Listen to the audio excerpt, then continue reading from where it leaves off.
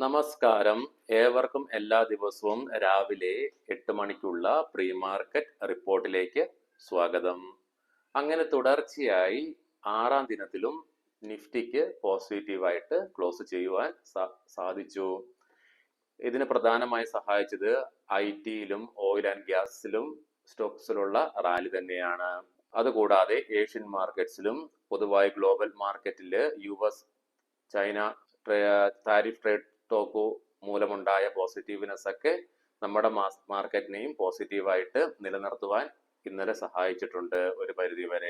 ഇനി നമ്മൾ ഇന്നലെ US-ലെ ഇൻഫ്ലേഷൻ ഡേറ്റയ്ക്ക് വേണ്ടിയിട്ടുള്ള വെയിറ്റിംഗിലായിരുന്നു. ഇന്ന് നമ്മുടെ ഇന്ത്യയുടെ റിലീസ് ചെയ്യും. സോ ഇന്ന് നമുക്കൊരു ക്രൂഷ്യൽ ദിനം തന്നെയാണ്. US-ൽ നിന്നും പ്രതീക്ഷിച്ചതിനേക്കാളും കൂൾ ഓഫ് ആയ നല്ല ഒരു ഇൻഫ്ലേഷൻ ഡേറ്റ തന്നെയാണ് റിലീസ് ചെയ്തിരിക്കുന്നത്. റിലീസ് ചെയ്ത ഡേറ്റ പ്രകാരം കൺസ്യൂമർ പ്രൈസസ് നേരിയ തോതിൽ മാത്രമേ ഉയർന്നതായിട്ട് മെയ് മാസം റിപ്പോർട്ട് ചെയ്യുന്നുള്ളൂ. പക്ഷേ ഇൻഫ്ലേഷൻ ഉയരാൻ ചാൻസ് ഉണ്ട് എന്നാണ് റിപ്പോർട്ടുകൾ പുറത്തു വരുന്നത്. കാരണം ട്രംപ് അഡ്മിനിസ്ട്രേഷന്റെ ഇറക്കുമതി താരിഫുമായി ബന്ധപ്പെട്ടുള്ള പുതിയ നയങ്ങളാണ് ഇതിന് കാരണമായേക്കാവുന്നത്. മാർക്കറ്റും ഇക്കണോമിസ്റ്റുകളും പ്രതീക്ഷിച്ചിരുന്നത് 2.5% ആയിരുന്നു. പക്ഷേ 2.4% ആയിട്ട് ഇൻഫ്ലേഷൻ കുറയുകയുണ്ടായി. US ചൈന ട്രേഡ് ടോക്കുമായി ബന്ധപ്പെട്ട് ഇന്നലെ ഒഫീഷ്യൽസ് പ്രഖ്യാപിക്കുകയുണ്ടായി അവര് ഒരു ഫ്രെയിം വർക്ക് ഉണ്ടാക്കിയെന്ന്. പക്ഷേ അവരുടെ സ്റ്റേറ്റ്മെന്റ്സിനെ മറികടന്നുകൊണ്ട് പ്രസിഡന്റ് ട്രംപ് പ്രഖ്യാപിക്കുകയുണ്ടായി US ചൈന ഡീൽ നടന്നിരിക്കുന്നുവെന്ന്. അമേരിക്കയുടെ ആവശ്യപ്രകാരം ചൈന മാഗ്നറ്റ്സും റെയർ എർത്ത് മിനറൽസും സപ്ലൈ ചെയ്യുമെന്നും പ്രഖ്യാപിച്ചിട്ടുണ്ട്.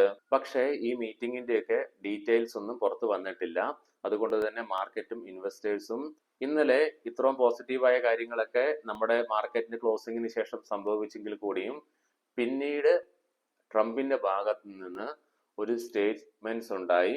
അതായത് 2 ആഴ്ചക്കുള്ളിൽ അമേരിക്ക ഏകപക്ഷീയമായിട്ട് ട്രേഡ് താരിഫുകൾ ഇമ്പോസ് ചെയ്യാൻ വേണ്ടി പോവുകയാണെന്ന്. അത് തന്മൂലം തന്നെ അത് മൊത്തത്തിലുള്ള മാർക്കറ്റിനെ വീണ്ടും വലിച്ചു താഴേക്ക് ഇട്ടിട്ടുണ്ട്. നമുക്ക് മാർക്കറ്റ് ചെക്ക് ചെയ്യാം. ഇന്നലെ US മാർക്കറ്റുകൾ S&P 500-ഉം നാസ്ഡാക്കും നെഗറ്റീവിലാണ് വ്യാപാരം അവസാനിപ്പിച്ചത്. ഡോ ജോൺസ് ഫ്യൂച്ചർ ഇപ്പോൾ നെഗറ്റീവിലായിട്ടാണ് ട്രേഡിംഗ് രേഖപ്പെടുത്തുന്നത്. അതിനെ തുടർന്ന് യൂറോപ്യൻ മാർക്കറ്റ്സും ഇന്നലെ നെഗറ്റീവിലാണ് വ്യാപാരം അവസാനിപ്പിച്ചിരിക്കുന്നത്. ഏഷ്യൻ മാർക്കറ്റ്സിലേക്ക് വരുമ്പോൾ ഒരു മിക്സ്ഡ് സെന്റിമെന്റ്സ് ആണ് കാണുവാനായിട്ട് സാധിക്കുന്നത്. ഗിഫ്റ്റ് നിഫ്റ്റിയുടെ ഇൻഡിക്കേഷൻ പ്രകാരം ഇന്ന് ഒരു നെഗറ്റീവ് ഓപ്പണിംഗ് ആണ് നമ്മുടെ മാർക്കറ്റിൽ എക്സ്പെക്ട് ചെയ്യുവാനായിട്ട് നിലവിൽ സാധിക്കുന്നത്.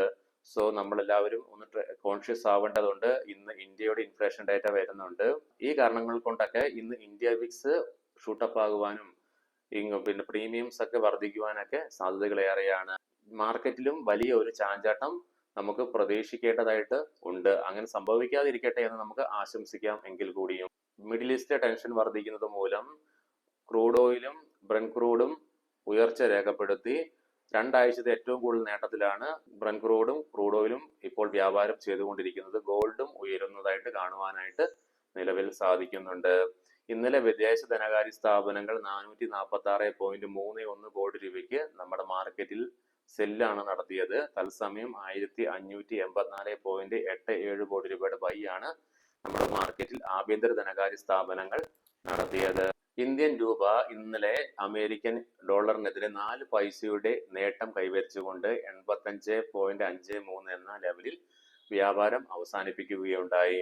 ഇനി വിദേശ ധനകാര്യ സ്ഥാപനങ്ങളുടെ നമ്മുടെ ഫ്യൂച്ചർ മാർക്കറ്റിലുള്ള ഷോർട്ട് പൊസിഷൻ നോക്കുമ്പോൾ ചൊവ്വാഴ്ച 93,024 കോടി രൂപയിൽ നിന്നും ബുധനാഴ്ചയിലേക്ക് വരുമ്പോൾ 86,594 കോടി രൂപയായിട്ട് കുറച്ചതായിട്ടാണ് കാണുവാനായിട്ട് സാധിക്കുന്നത്. ഇന്നലെ ADR സ്റ്റോക്സിൽ ആക്സിസ് ബാങ്കും HDFC ബാങ്കും നഷ്ടം നേരിട്ടപ്പോൾ ബാക്കി എല്ലാ സ്റ്റോക്കും നേട്ടത്തിലും ഫ്ലാറ്റ് ആയിട്ടും ക്ലോസ് ചെയ്യുവാനായിട്ട് സാധിച്ചിട്ടുണ്ട്. ഇനി നമുക്ക് നിഫ്റ്റിയുടെയും ബാങ്ക് നിഫ്റ്റിയുടെയും ടെക്നിക്കിലേക്ക് കിടക്കാം. നിഫ്റ്റിയിൽ ഇപ്പോൾ ഒരു ഡോജി കാൻഡിൽ സ്റ്റിക് പാറ്റേൺ ആണ് ഫോം ആയിരിക്കുന്നത്. അത് സൂചിപ്പിക്കുന്നത് indecision among buyers and sellers ആണ്. അതായത് ബയേഴ്സിനും സെല്ലേഴ്സിന്റെയും ഭാഗത്തു നിന്നുള്ള ഒരു നിർവികാരതയാണ് സൂചിപ്പിക്കുന്നത്. നിഫ്റ്റിയുടെ ഇപ്പോഴത്തെ PCR 0.87 ആയിട്ട് നിലനിൽക്കുന്നു.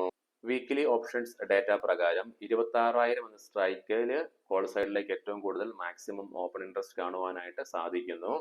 മാക്സിമം കോൾ റൈറ്റിംഗ് 25,250 എന്ന സ്ട്രൈക്കിലാണ് നിലവിൽ കാണുവാനായിട്ട് സാധിക്കുന്നത്. പുട്ട് സൈഡിലേക്ക് വരുമ്പോൾ 24,500 എന്ന സ്ട്രൈക്കിലാണ് ഏറ്റവും കൂടുതൽ ഓപ്പൺ ഇൻട്രസ്റ്റ് കാണുവാനായിട്ട് സാധിക്കുന്നത്. മാക്സിമം പുട്ട് റൈറ്റിംഗ് 25,200 എന്ന സ്ട്രൈക്കിലാണ് കാണുവാനായിട്ട് സാധിക്കുന്നത്. നിഫ്റ്റിയുടെ മാക്സ് പെയിൻ 25,100 എന്ന നിലയിലാണ് നിലനിൽക്കുന്നത്. ബാങ്ക് നിഫ്റ്റിയിലേക്ക് വന്നു കഴിയുമ്പോൾ ബാങ്ക് നിഫ്റ്റിയിൽ ഒരു ബെയറിഷ് ക്യാൻഡിൽസ്റ്റിക് പാറ്റേൺ ആണ് ഡെയിലി ചാർട്ട്സിൽ കാണുവാനായിട്ട് സാധിക്കുന്നത്.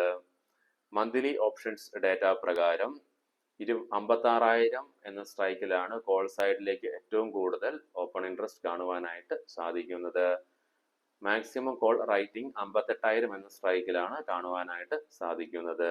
പുട്ട് സൈഡിലേക്കും 56,000 സ്ട്രൈക്കിലാണ് ഏറ്റവും കൂടുതൽ ഓപ്പൺ ഇൻട്രസ്റ്റ് കാണുവാനായിട്ട്. ബാങ്ക് നിഫ്റ്റിയുടെ PCR 0.92 ആയിട്ട് നിലനിൽക്കുന്നു. മാക്സ് പെയിൻ 56,000 ആയിട്ട് നിലനിൽക്കുന്നു. ഇനി നമുക്ക് ഇന്നത്തെ സ്റ്റോക്കിംഗ് ന്യൂസുകളിലേക്ക് കിടക്കാം. ഇത് ഒരു ബൈ ഓർ സെൽ റെക്കമെൻഡേഷൻ അല്ല. നസാറ ടെക്നോളജീസ്, രേഖ ജുൻജുൻവാല ഏകദേശം 2% സ്റ്റേക്കുകൾ കമ്പനിയിൽ നിന്ന് വിറ്റൊഴിഞ്ഞതായിട്ടുള്ള വാർത്ത. ABC capital, Mirae asset mutual fund, BlackRock, മറ്റ് മ്യൂച്വൽ ഫണ്ടുകളും കൂടെ 1% സ്റ്റേക്ക് സ്റ്റോക്കിൽ വർദ്ധിപ്പിക്കുകയുണ്ടായി. 568 കോടി രൂപയുടെ ബൈയാണ് നടത്തിയത്. Jio financial services, Jio BlackRock investment അഡ്വൈസേഴ്സിന് സെബിയുടെ ഭാഗത്തു നിന്നും അഡ്വൈസറി ബിസിനസ്സിനുള്ള പെർമിഷൻ കിട്ടിയതായിട്ടുള്ള വാർത്തകൾ.